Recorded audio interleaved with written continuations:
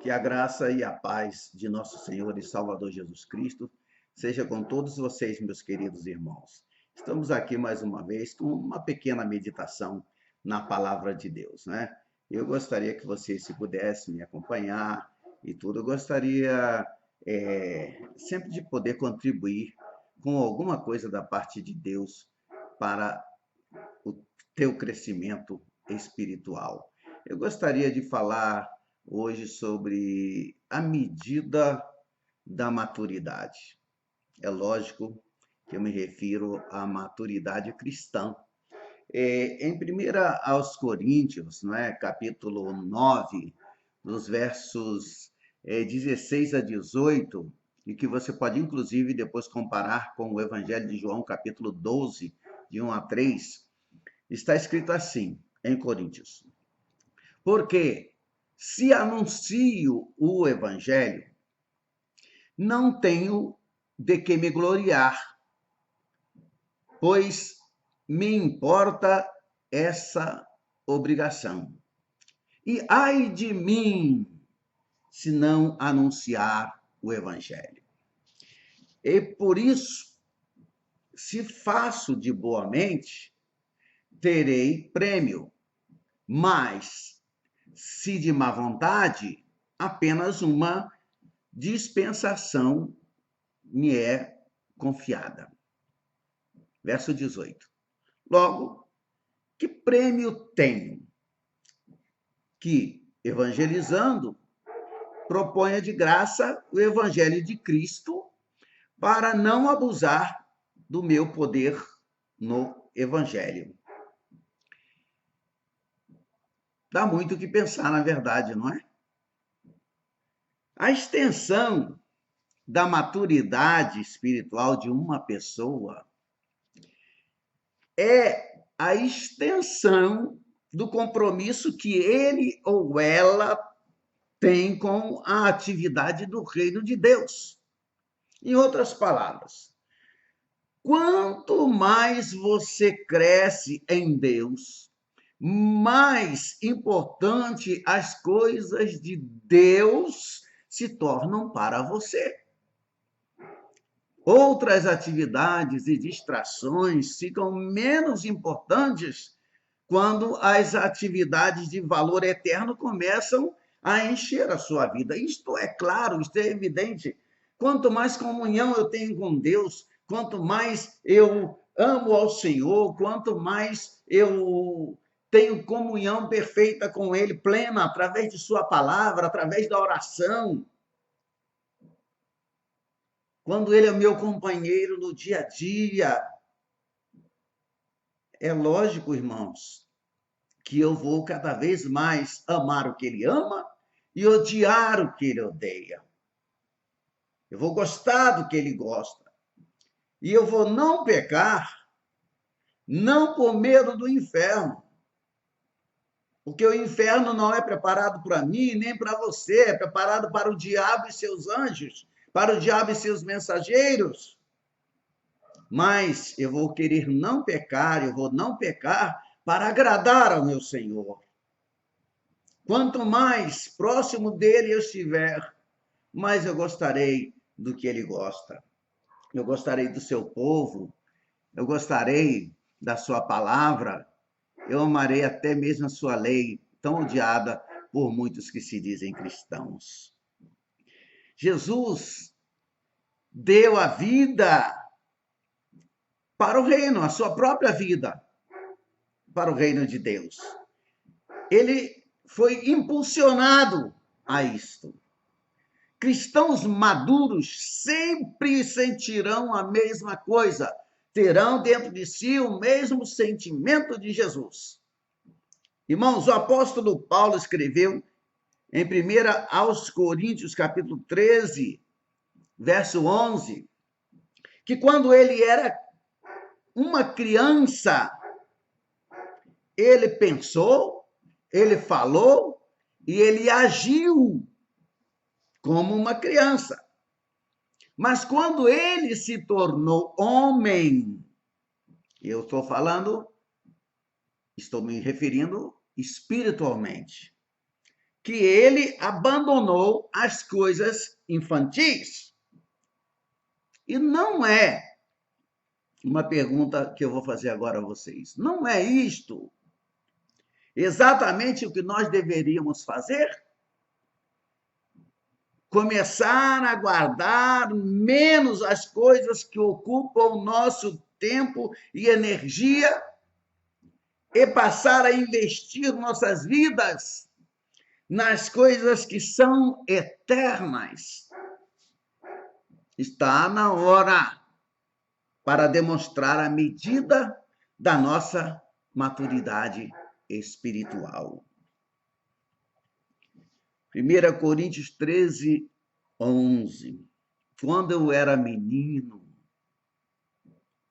falava como menino, sentia como menino, discorria como menino. Mas logo que cheguei a ser homem, acabei com as coisas de menina. Sim, acabei com as coisas de menino. Ao que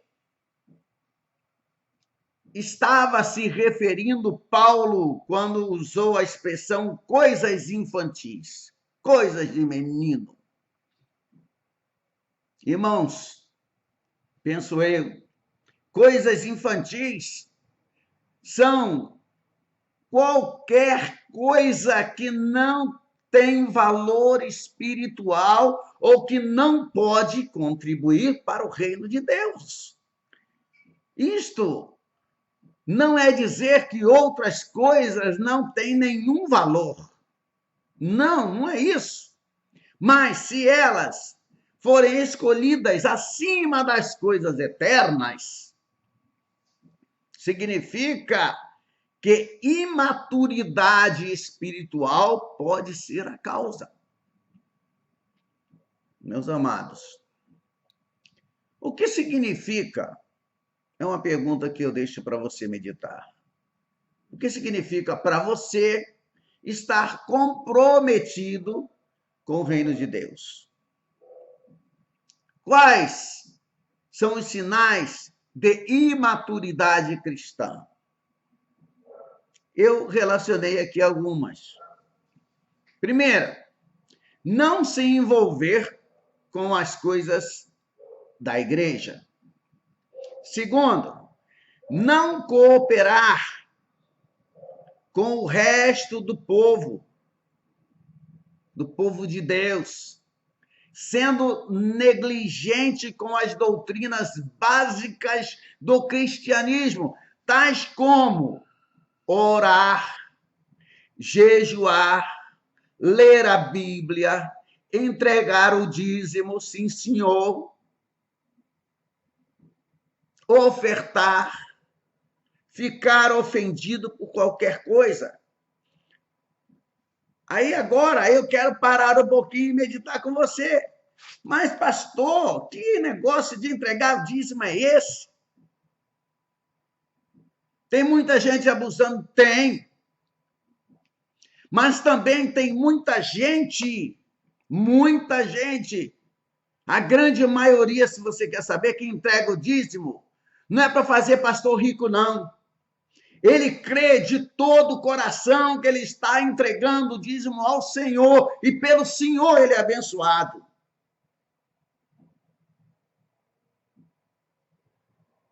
Ele não vive endividado, não vive mendigando pão, ele não vive gastando dinheiro com remédios e crê assim e agradece a Deus.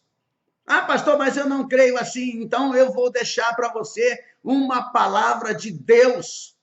Eu vou ler a Escritura Sagrada para você agora. Deixa eu botar os óculos aqui para poder ler. E me acompanhe. Não seja grosseiro, não seja orgulhoso, não seja prepotente. Ouça o que diz a palavra de Deus e se coloque no seu lugar. Ouça. Onde é que o senhor vai ler, pastor? Eu vou ler em Romanos, capítulo 14, do verso 1 em diante. E não vou ler pouco, não. Me acompanhe.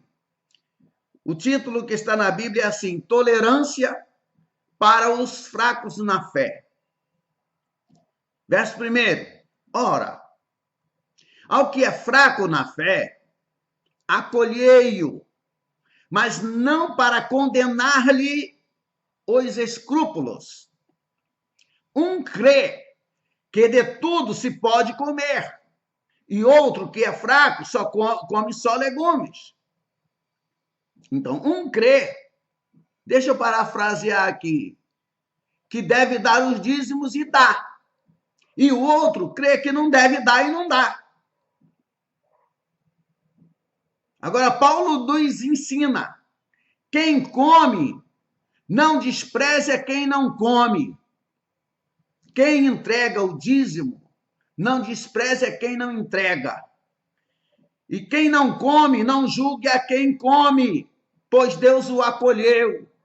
E quem não entrega o dízimo, porque acha que não é para entregar, quem crê assim, não julgue aquele que entrega, porque foi Deus que o acolheu. Estou parafraseando, não estou torcendo a Bíblia, não, senhor. Pare e pense. Quem é você? Verso 4. Quem és tu que julgas o servo alheio? Para seu próprio Senhor ele está em pé ou cai, mas estará firme, diz Paulo, porque poderoso é o Senhor para o firmar. Paulo continua falando, faz diferença entre dia e dia, mas outro julga iguais todos os dias. Cada um esteja inteiramente convicto em sua mente. Vou parar de ler aqui só um instantinho para falar com você. Converse com alguém que entregue o dízimo. Veja se ele acha que está dando para o pastor, para enriquecer o pastor. Veja se ele não se sente abençoado. E se ele se sente abençoado, isso é ruim para ele? Não dirijo. Você pensou que eu estou recebendo dízimos? Não recebo dízimos, não dirijo igreja. O senhor pastor? Sou pastor, sim. Se você acredita que não existe pastores, vá para Efésios, capítulo 4, do verso 8 ao 11, veja lá se não está, se não é um dos dons ministeriais. Eu não me ungi a mim mesmo, não. E preste atenção, pergunte a qualquer um que entregue os dízimos, se ele entrega para o pastor, se é assim que ele considera. Pergunte a ele se ele é abençoado. Então, para de julgar os outros. Veja o que a palavra de Deus diz para você. Aquele que faz caso do dia, para o Senhor o faz. Romanos 14, verso 6. E quem come para o Senhor come, porque dá graças a Deus. E quem não come para o Senhor não come, dá graças a Deus. Porque nenhum de vós vive para si, e nenhum morre para si. Nenhum morre para si. Olha, meu amado, eu vou continuar lendo, para não dizerem que eu estou citando um versículo isolado. Pois, se vivemos para o Senhor, vivemos. Se morremos para o Senhor, morremos. De sorte que, quer vivamos, quer morramos, somos do Senhor. Porque foi para isto mesmo que Cristo morreu e tornou a viver para ser Senhor, tanto de mortos como de vivos. Mas tu, por que julgas a teu irmão? Ou tu também, por que desprezas teu irmão? Pois todos havemos de comparecer ante o tribunal de Deus. Eu estou falando no Novo Testamento, carta de Paulo aos Romanos, o apóstolo da graça, falando aos Romanos no capítulo 14 e no verso 10, ele diz que todos, eu e você, e todos os demais, haveremos de comparecer diante do tribunal de Deus. E no verso 11 diz assim, porque está escrito, por minha vida, diz o Senhor, diante de mim se dobrará todo o joelho e toda língua louvará a Deus. Toda língua louvará a Deus. Verso 12. Assim, pois, cada um de nós dará conta de si mesmo a Deus. E continua falando ainda, verso 13. Vamos lá, irmãos. Vamos ler as escrituras sagradas. Portanto, não nos julguemos mais uns aos outros. Antes, seja o vosso propósito não pôr tropeço ou escândalo ao vosso irmão. Eu sei, e eu estou certo no Senhor Jesus, que nada é de si mesmo imundo, a não ser para aquele que assim o considera. Para esse é imundo. Pois, se pela tua comida se entristece teu irmão, já não andas segundo o amor. Opa! Já não andas segundo o amor. Não faças perecer por causa da tua comida aquele por quem Cristo morreu. Eu tenho uma amiga cristã, mora fora do Brasil. Ela pertence a uma igreja e não crê que o dízimo deva ser dado, deva ser entregue, que não tem o dízimo no Novo Testamento. Mas ela tem um pai, e o pai dela crê que deve dar o dízimo e dá de todo o coração, com todo o amor, e não abre mão de dar o dízimo, de entregar os dízimos do Senhor. E ele é feliz por isso, e ninguém tira da cabeça dele que ele não deve entregar. Agora eu pergunto a você, porque isso incomoda tanta gente, ele não está entregando o que é dele, o que Deus deu a ele, e do que Deus deu a ele, não separa ele uma parte para devolver ao Senhor da maneira como ele crê? Se ele crê assim, eu, pastor Aragão, vou colocar empecilhos na fé do irmão, tentando derrubar o meu irmão? Você já pensou nisso?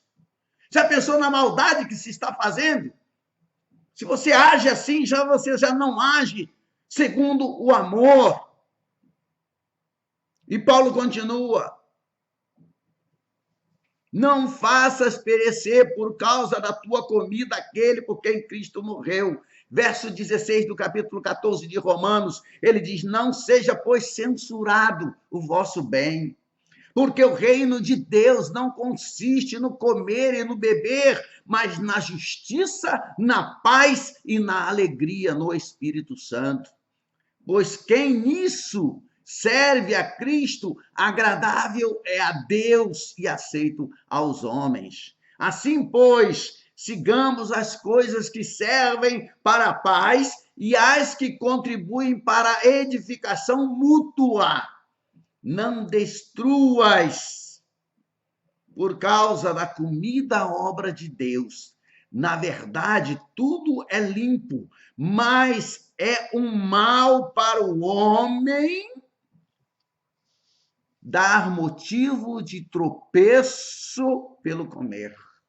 Bom é não comer carne, nem beber vinho, nem fazer outra coisa em que o teu irmão tropece. A fé que tens, guarda contigo mesmo diante de Deus. Bem-aventurado aquele que não condena a si mesmo naquilo que aprova. Queridos irmãos,